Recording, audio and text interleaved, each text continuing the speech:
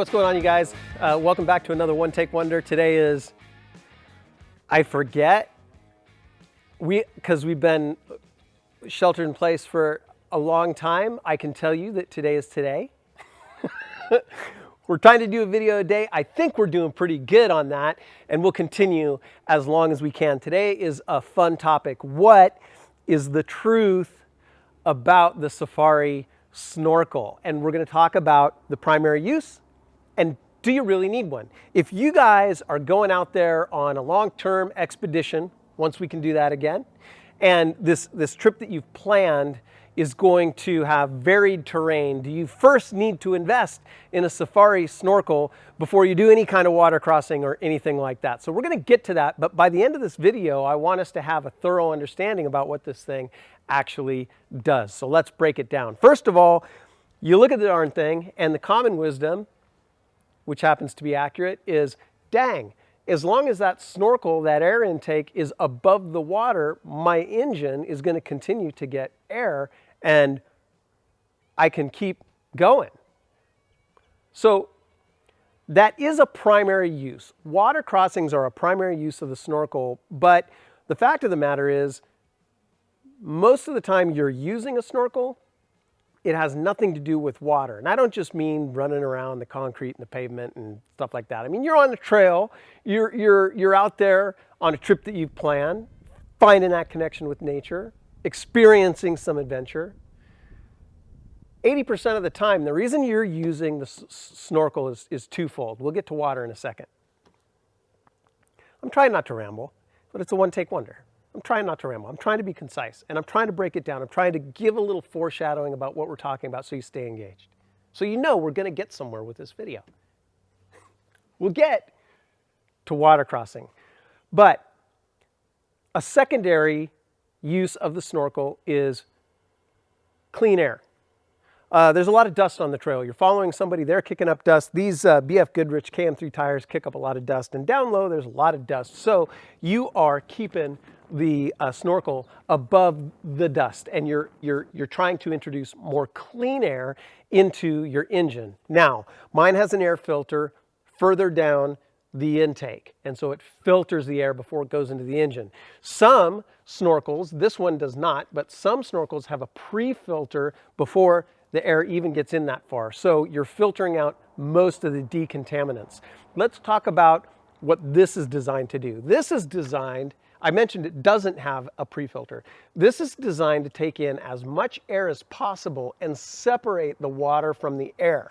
So when the air goes in, it actually goes to the side of this intake and then streams out these vent holes. So the water actually comes outside the snorkel before going down inside the air box. Now, my air box, not only does it have an air filter, but at the bottom of the air box, if there is any droplets or water that gets into the air box, there's a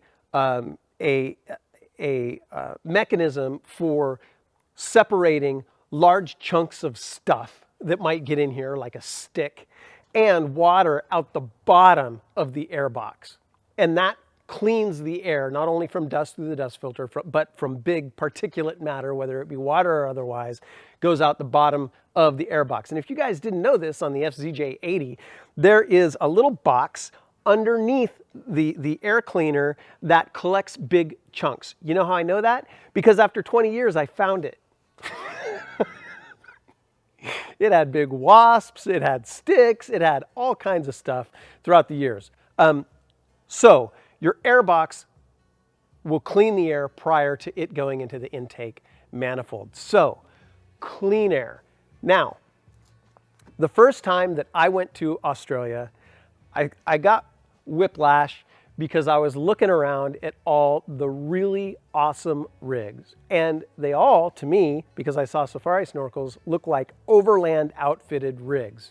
When the fact of the matter is, many vehicles in Australia come with a Safari Snorkel because there is so much in terms of dirt roads, and the distances between settlements is super far. You can be traveling on dirt roads for a really long time. And from the factory, they have a snorkel for dust and also those water crossings. Now, which way should this air intake go? Is it this way to get ram air, or should I turn it around to get clean air, or should I point it sideways, or some variation? Here's the truth about that. People have different ideas. And you may just want to think about it. If you are going to be in a super dusty area while you're flying down the road, maybe you want to turn it around backwards. Or if it is a torrential downpour, maybe you want to turn it around backwards as you're traveling. But I've seen so many qualified resources using the Safari Snorkel in such a wide variety of ways that I really don't think there's a right or a wrong. From the factory, Safari Snorkels in Australia, some of them come with the air intake pointed sideways across the windscreen. Some of them are pointed forward. And like I said, some point backwards. And some pre-filters don't have a direction. They're just at the top of the air intake and air comes in from all sides. So do the common sense wisdom, figure out what you want to do. I have had this in this configuration since I had my truck. Okay, are we done with clean air? Clean air into the rig. So besides a water crossing, why else are you using a Safari Snorkel? Cold air. Cold air is more efficient for vehicles. It's the whole concept behind nitrous oxide. You freeze or cool the air and it is contracted, not expanded. Hot air expands. Cold air has more oxygen molecules in a smaller amount of space. You can bind more fuel molecules with oxygen going into the engine. It's going to burn more efficiently. You're going to be able to burn more fuel in a smaller space. So cool air, it's more efficient for your vehicle. Is it marginal? Yeah, probably, right? But it does make a difference. All right, so now let's talk about the water crossing. Yes, common wisdom is true. If this is above the water line, you are getting clean air into your engine. But is that the full story? Is that the truth of it? Do you need a Safari Snorkel?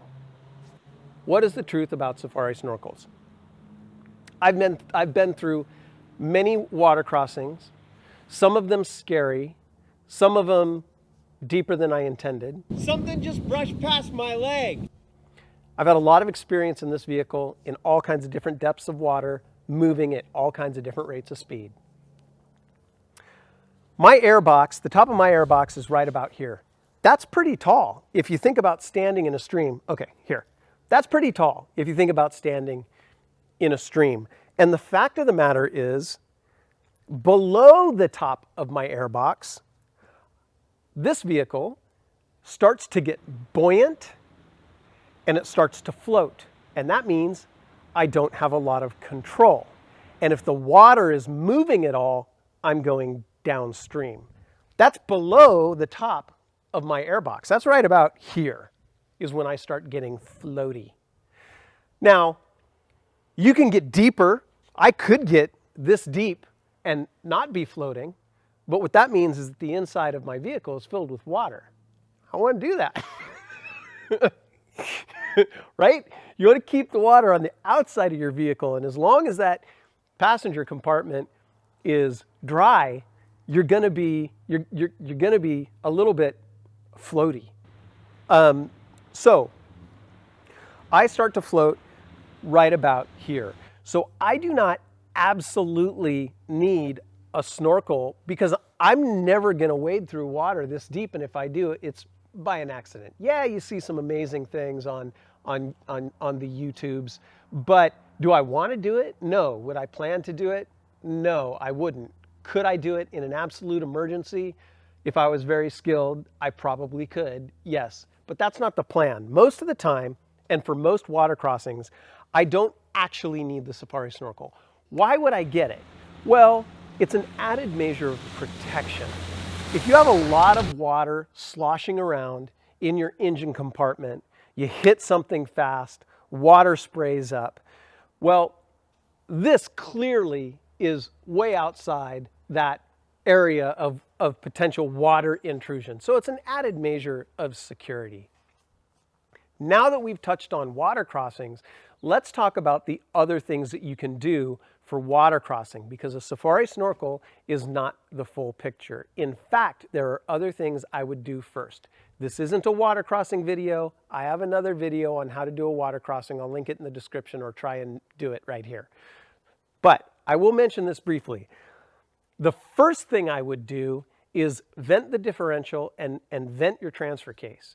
Any place on the drivetrain where there is a vent, you want to run a tube up high above the water line, and here's why. Your differential, I'll take one example. Your differential already has a little vent on it that allows air to expand and contract, and the little valve allows air to go in and out. But there's some clever engineering. If you're flying down a trail and it's a hot day and you plunge your vehicle into cold water, what's going to happen to the air inside your differential? It's going to contract. And if that valve were just open, it would go, it would suck in, water would go inside your differential because it would suck that water in. So what happens as soon as that air contracts because it gets cold right away, that little valve clamps shut. Sounds pretty good. Keeps the water out, right? Well, in an extreme situation where the water is deep, that little valve is going to clamp down, that air is going to contract. You're really in deep water. The water is really cold. It's going to contract a lot. You're so deep that your axles are actually under the water. Then what's going to happen? It's going to suck air in from your axle seals, and water is going to come sucking into your axles. In my case, I have a solid axle vehicle, so water is going to suck into the axles. It's going to contaminate any kind of lubricant, oil, or grease that I have inside the axle housing. That is a very bad thing. So to prevent that, I run a vent up from my differential, and I put it as high up on the firewall as I can. And then the expansion and contraction of the air inside the drivetrain vents up high above the water line. So you have to do that if you're going to do water crossings. That's way more important than a snorkel. The other thing you have to do is you have to make your distributor cap, if you have one, watertight. But you have to be clever about it. Distributor caps are vented. If you close up all the vents on your distributor cap, then what happens is moisture can get introduced, condensation, and then the inside of your distributor cap, because it doesn't have free-flowing air, can turn green and gungy. That's a technical term. And your engine is going to eventually stop firing because you're not going to get spark. And then you're going to pull off that distributor cap, you're going to look at it, and you're going to go, oh my goodness, how did that get so corroded?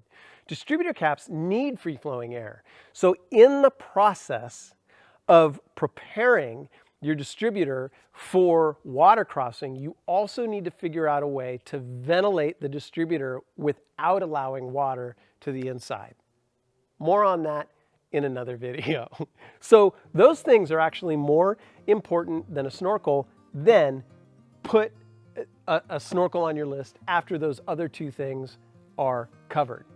I'll also put a link to installing dip breathers. I have an old video on how to install dip breathers, and I'll link to that as well. All right, so the truth about the Safari Snorkel. Do you need a Safari Snorkel to overland, go on an awesome adventure? Miguel, what's the answer? No. He said no. I didn't even tell him what to say. The answer is no, you do not. You can do plenty of adventuring and exploring without a Safari Snorkel, and you can even do a lot of water crossings without a Safari Snorkel. It's an added level of assurance, and it is clean air, cool air, and deep water traversing insurance. That's what a Safari Snorkel is. I hope that was useful. I hope that answered your questions. Really, the decision is up to you whether you need one. Am I glad I have one? Yes, I'm glad that I have one. And hey, now I'm going to go into the wrap up. If you guys like this video, of course, we like your subscribes. Overland Bound is a community, a worldwide community of adventure travelers that want to help you be prepared to find that connection with the great outdoors and to find adventure, because adventure is necessary. Right now we are planning for adventure because most of us are sheltered in place, but We're planning, and in the future, we'll be on adventures again. Our community wants to help. So if you really like these videos, get on over there to overlandbound.com. Consider becoming a member of our crew. We'd love to have you. All right, you guys, I'll see you tomorrow.